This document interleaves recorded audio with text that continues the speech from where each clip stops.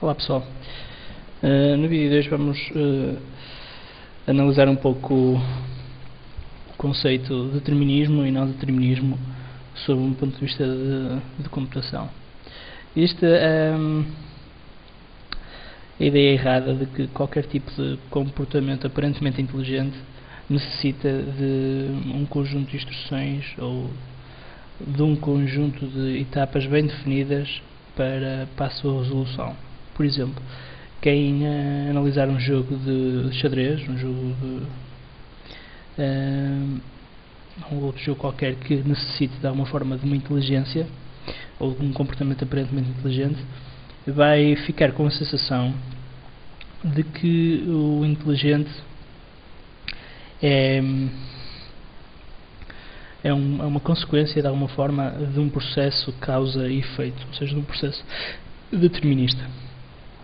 Por exemplo, nós quando calculamos a área de uma superfície ou quando construímos um algoritmo para ordenar um conjunto de valores, temos sempre um conjunto de passos bem definidos e em que por trás está a ideia de causa e efeito, ou seja, se a gente seguir uma determinada sequência de instruções, no final é-nos garantido, com uma maior ou menor performance, de que a nossa solução, que o resultado que nós procuramos obter será resolvido. Isto dá-nos a falsa impressão de que todos os problemas e todo o comportamento aparentemente inteligente, se é que podemos chamar assim, ou inteligente, com o uso de linguagem,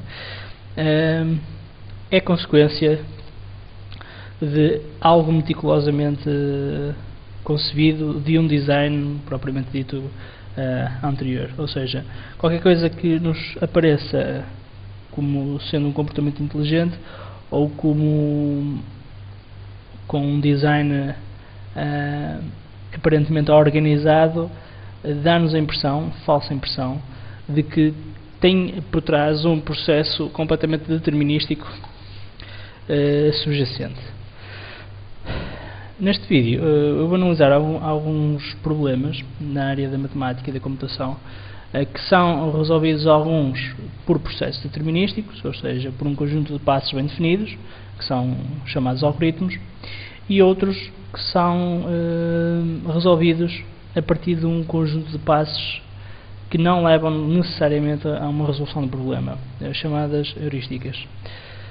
Vamos então primeiro analisar a definição do algoritmo, a definição da heurística. Portanto, algoritmo, vou pôr isto em inglês e faço a respectiva tradução.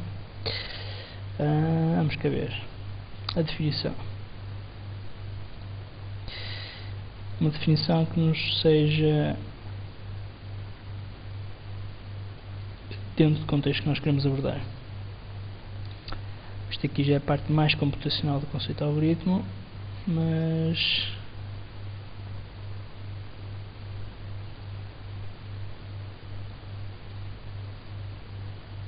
ok, cá está, logo no início. Apesar de não existir uma definição formal do conceito de algoritmo, uma definição informal poderia ser um conjunto de regras que nos definem de uma forma precisa uma sequência de operações. Pronto, só isto. Tá? Portanto, este conjunto de regras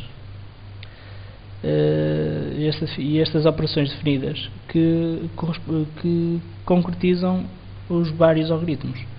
Por exemplo, se nós quiséssemos calcular a área de um triângulo, o algoritmo seria o seguinte: área, triângulo, algoritmo. Medir base, instrução 1. 2. Medir altura. 3.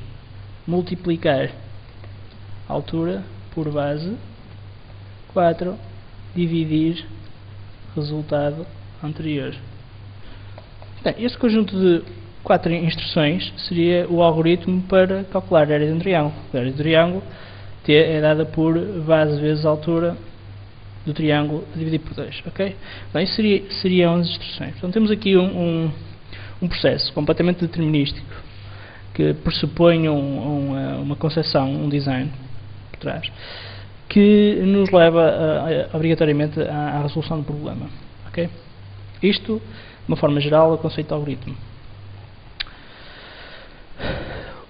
O conceito análogo, mas que carece do conceito determinístico, ou seja, que nos aborda a resolução de um problema não a partir de um conjunto muito bem definido de regras, mas a partir de uma ideia aproximada e incluindo na própria resolução o conceito de aleatório, chamamos heurística. Okay? Vamos ver alguns problemas resolvidos a partir de algoritmos e outros problemas a partir de heurísticas. Vantagens e desvantagens. Portanto, heurística.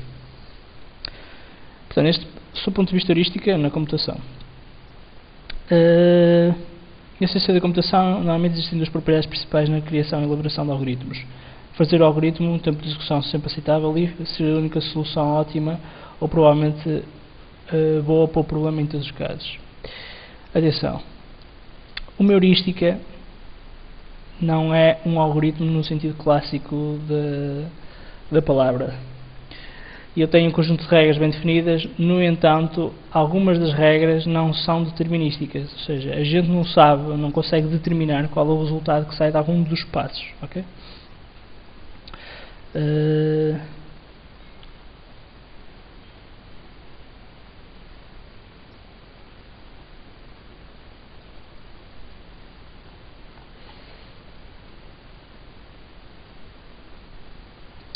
Podem ver aqui, no entanto, um algoritmo heurístico não cumpre uma dessas propriedades, podendo ser um algoritmo que encontra boas soluções na maior parte das vezes, mas não tem garantias de que sempre encontrará. Ou um algoritmo que tem processamento rápido, mas não tem provas de que será rápido para todas as situações. Esta definição é um bocado estranha, mas fica extremamente clara quando procedemos à construção de algoritmos heurísticos. Vamos analisar então um caso que é a computação do valor de π a partir de um algoritmo bem definido e outro a computação de π a partir de um algoritmo de Monte Carlo. Okay? Vamos analisar então o π. O π basicamente é o comprimento da circunferência, okay?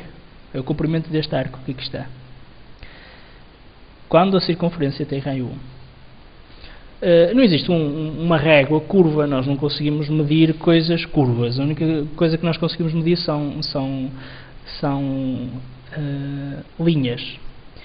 Portanto, os nossos antigos matemáticos e antigos cientistas, se é que se pode chamar de cientistas, tiveram um grande problema quando queriam medir aqui o comprimento da circunferência de raio 1. Porquê? Porque eles não conseguiam pôr uma régua e medir isto por intervalos. Como fazem aqui, por exemplo, neste caso do pentágono. Se a gente quiser medir o comprimento do pentágono, ou seja, da fronteira do pentágono, mede isto aqui, mede este lado, este e este, e depois soma os vários lados, ok?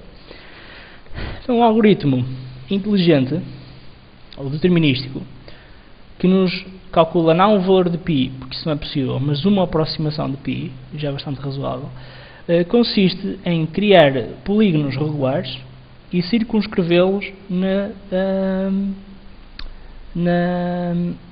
circunferência. Portanto, neste caso temos um polígono com 5 lados, aqui com 6, aqui com 1, 2, 3, 4, 5, 1, 2, 3, 4, 5, 6, 7, 8, com 8 lados.